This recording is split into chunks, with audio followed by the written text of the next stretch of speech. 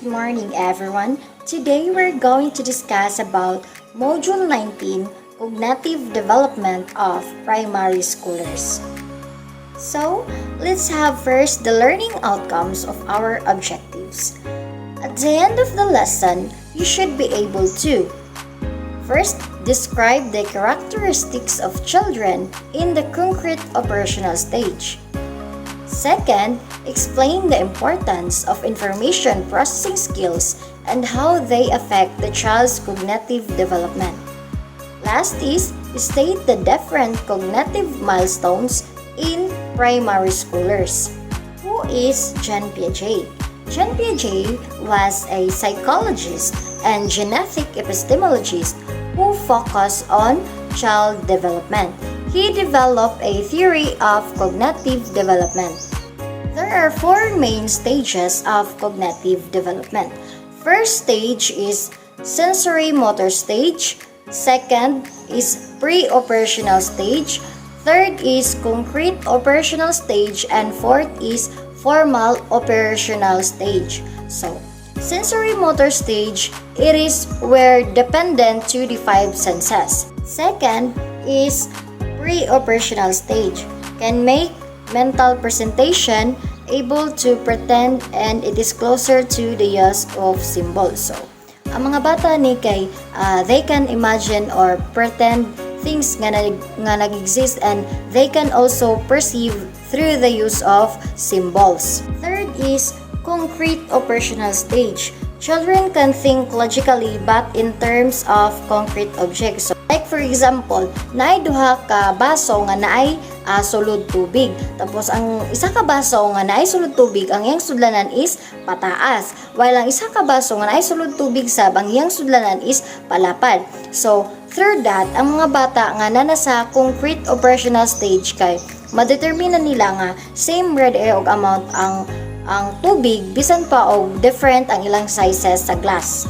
Last is formal operational stage. So, mo ni siya ang matured nga stage kay ang mga bata ani kay they can solve abstract problems and they can hypothesize na sab, and kabalo na sab sila unsaon pag-deal sa mga difficult problems with the analyzing or criticizing the situation. Jean Piaget's concrete operational stage. This is the stage where the thinking skills matter.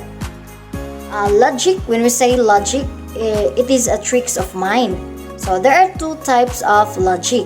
The inductive logic and deductive logic. So inductive logic is specific experience through a general principle. So like for example, if kanang magdula-dula ka og mga balibuon nga mga hayop like cats and dogs. So, di ba, mag-atching dayon ka. So, through that experience kay ma-reason out na nimo nga kanang allergic day ka og mga hairy animals.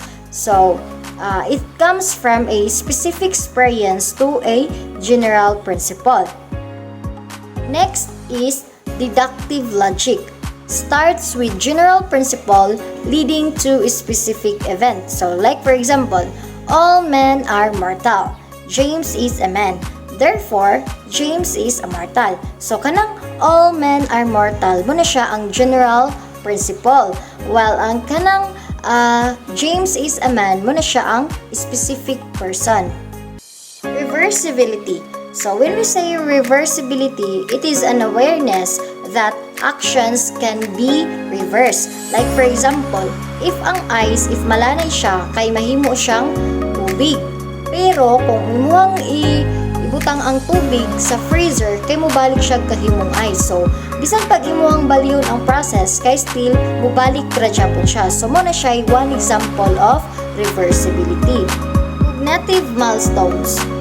This is a stage when they leave behind egocentric thinking and start to develop a more mature way of looking at things. So, when a child leave behind his or her egocentric thinking, then she or he can understand nga not all the things she or he likes kay ganahan sa pagubang tao ana.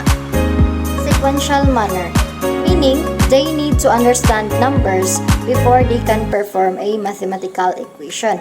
So, when we say sequential manner, so dapat mag-start jud ta from basic to difficult, kay dili man na ma-cope up sa mga bata if mag-start ta sa difficult before ang basic. So it is the chronological stage. Dapat tama jud ang pagkasunod-sunod para effective pod ang learning nga makuha sa bata.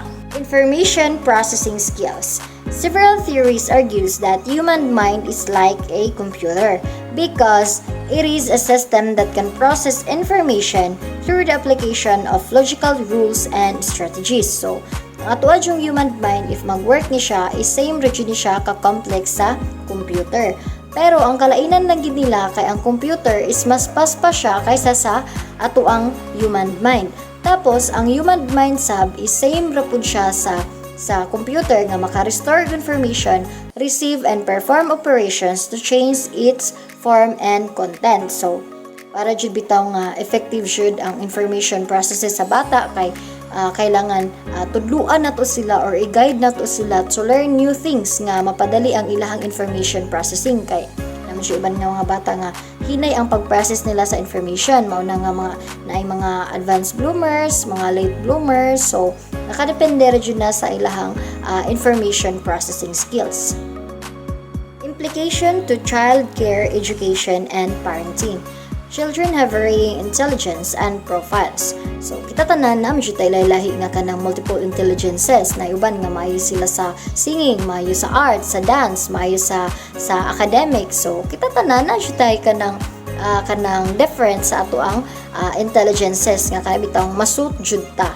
So, these profiles may be based on influences of learning and achievement. So, nakadepende ra jud na sa kung kinsa ang makapa-impluwensya sa bata.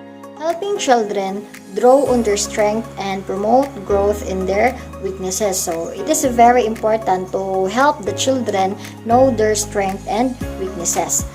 Next is planning lessons for that cater to multiple intelligences based on instructional objectives. So, as a teacher, dapat kabalo jud ta kung asa jud masut ang atong mga estudyante based on their capabilities. Next is encouraging children to read more every day to increase their vocabulary. So, kani, ang pag-encourage sa mga bata to read more kay makatabang ni sa ilang information processing skills para mag-improve pod or para madagdagan pod ang ilang vocabulary. Next is bringing children to museum, art exhibits, and historical landmarks. So, para makabalo pa jud ang mga bata sa mga historical events, kaya dapat i-expose nato sila sa museum, art exhibits, or any historical landmarks. Last is listening children's screen time and increasing their personal and face-to-face interaction. So, kani makatabang po ni sa mga bata para ma-expose po sila sa mga tao para dili sila mahadlok interact or socialize sa ilang mga friends and classmates. And that's all. Thank you for watching. Bye-bye!